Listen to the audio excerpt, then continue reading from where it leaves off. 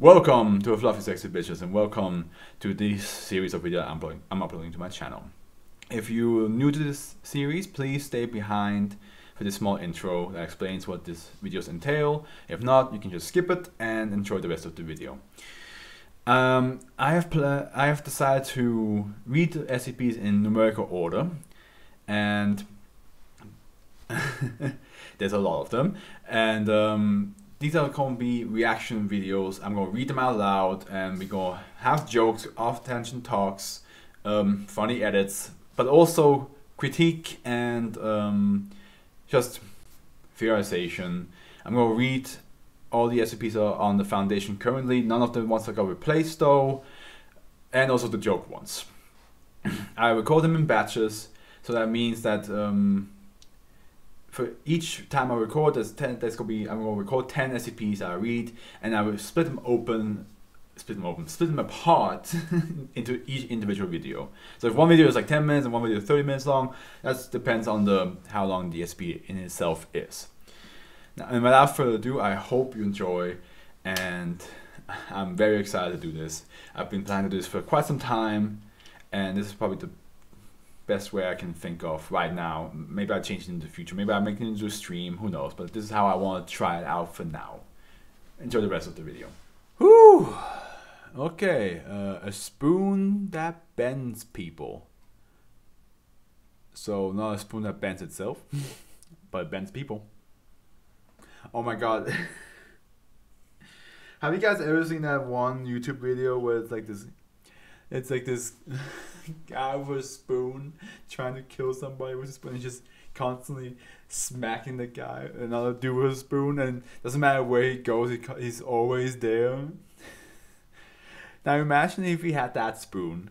I'm not sure what it's called. I'm not sure how it works, but if it actually bends people, let's see what it does. If that guy had that spoon, then he would actually legitimately be a murderer. If he can bend people to like snapping angle, like they're just bend more and more and just snap open, yeah, then that guy, that spoon killer, would be a legitimate threat. Okay, let's see. Safe. Special containment procedures. It's another so many short ones so far. SCP-463 is to be maintained in a small glass display case within its containment cell as site blank. If SCP-463 must be transported from its current location, it should be transported in its display case or some other container. At no time should any Foundation researcher come into direct physical contact with SCP-463, because you gotta bend right over, baby. Or, oh, behave. Following the incident of blank, personnel are strongly discouraged from bringing food of any sort into why would you do that? SCP-463's cell. Doesn't matter what type of cutlery it is, you should not bring it. Why do you bring? I understand, like I know there's some SCPs you probably need to have food because you go look at that shit for hours. But come on, if it's a cutlery type SCP, don't bring food. Just don't do that. You should. That's like. No. That's like if. Excuse me. What? That's like if an SCP is a TV with a DVD player, and you just decide to like, let me just bring Harry Potter 7 along with, well, part 1, 7 part 1 along with me because one of my friends, one of my colleagues wants to borrow it and watch it when he gets home. No, don't do that. Description. SCP-463 is a small silver spoon, approximately 17.5 centimeters in length, with a mass of approximately 153 grams. Unless handled by a human, SCP-463 displays no abnormal behavior. Unless handled by a human. Okay.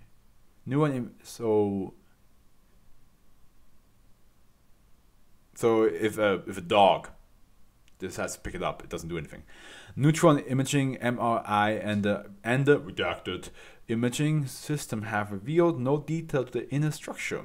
All analysis of SCP-463 is consequently limited to its directly observable effects.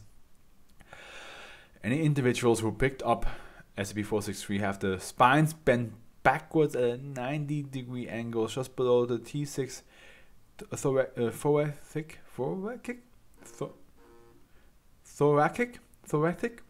vertebra. This bending typically proves fatal, although some test subjects have survived with full lower body paralysis. Its effect on human is displayed regardless of whether or not the subject is wearing gloves, oven mitts, or any other such barrier. The only apparent requirement of SCP-463 to be able to bend its hold is that the subject have a firm grip. Subjects who have held SCP-463 very weakly, an example with just the tips of their fingers, have been unaffected. Oh my god. So if you hold it like this, then you're screwed. If you hold it like this, you're screwed. If you hold it like this, you're screwed. But if you do it like this, you should be fine. You should be fine then. Okay. Testing has demonstrated that SCP-463 displays no unusual. By the way, I got a message. What the fuck?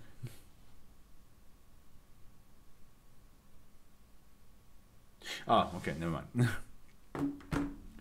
Testing has demonstrated that SCP-463 displays no unusual effects when in contact with autonomous machines, remotely controlled machines, animals, or corpses. Just duct tape the spoon around a corpse's hand and just see the corpse going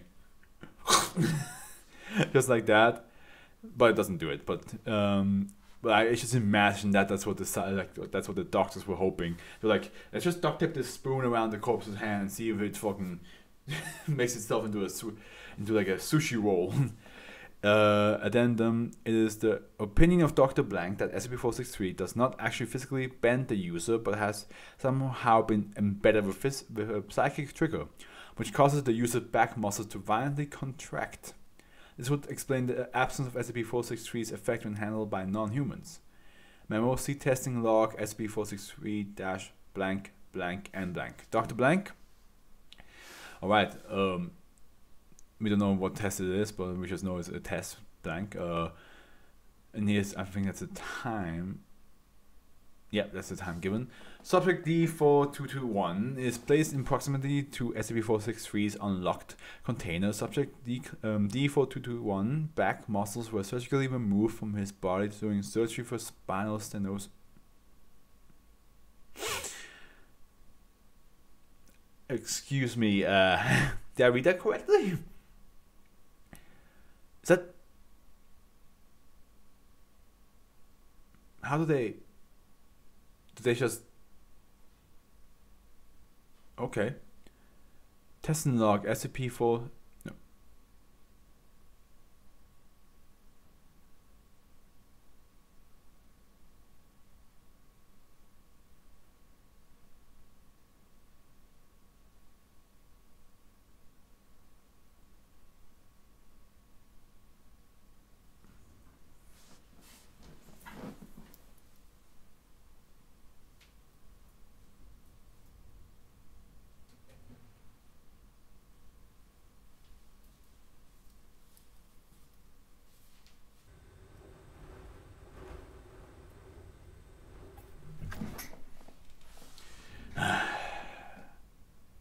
Sucks being alone. Alright, so excuse me about that. Subject D4221 is instructed to pick up SCP-463. Subject experience bending of the upper spine. Subject goes into neurogenic shock. Subject declared clinically dead, body removed from testing site. Testing log SCP, next testing log, we don't know which number. Subject D4279's wheelchair is placed in proximity to SCP-463's unlocked container. Subject D4279 has already had a complete fracture of the C5 vertebra and has no neuromuscular connection to any muscles below the neck. Okay, so he's paralyzed basically. Okay, researcher using tongs placed SCP-463 in D4279's hand. Subject experiences non-fatal bending of the upper spine. Minor injuries are sustained as a result of falling from wheelchair. Subject removed from testing site. So okay, if you're paralyzed below or you don't feel pain, then I guess you're off better than anybody else. Testing log, next one. Subject D5119 is placed in proximity to SCP-463's unlocked container. Subject D5119 has been paralyzed below the waist by prior interaction with SO. Oh, that is fucked. The idea of bringing back a D subject who already experienced what this SCP does to you? Hell no, why would you do that to a person? Again, I know the D-class are all criminals and all that, but sometimes the Foundation just does shit where I'm just like, dude, like, you guys are asshats, and you're just complete dickheads. Subject becomes highly agitated and attempts to remove herself from the testing chamber.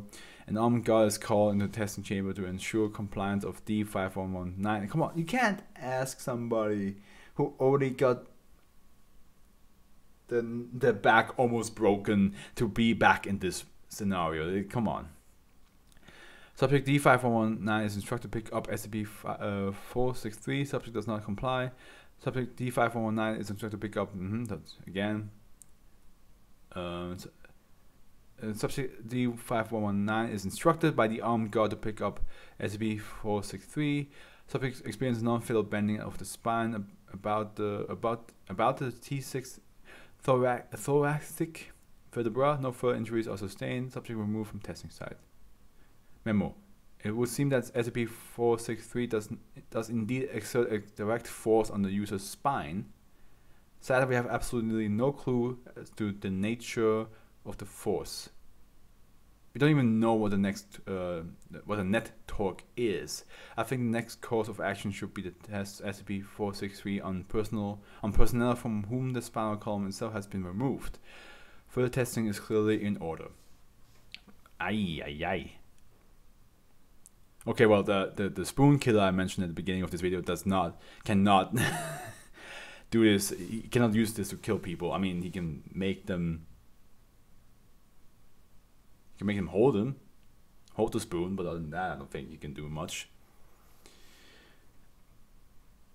Oh well. Other than that, yeah, no.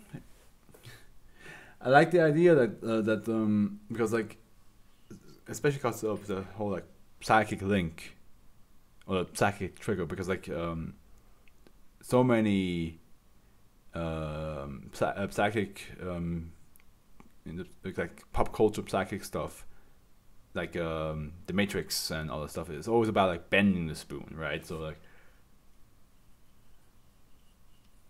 it's very interesting that it's other way around. The spoon had enough times that we bend your back, bends completely. We're gonna snap that back.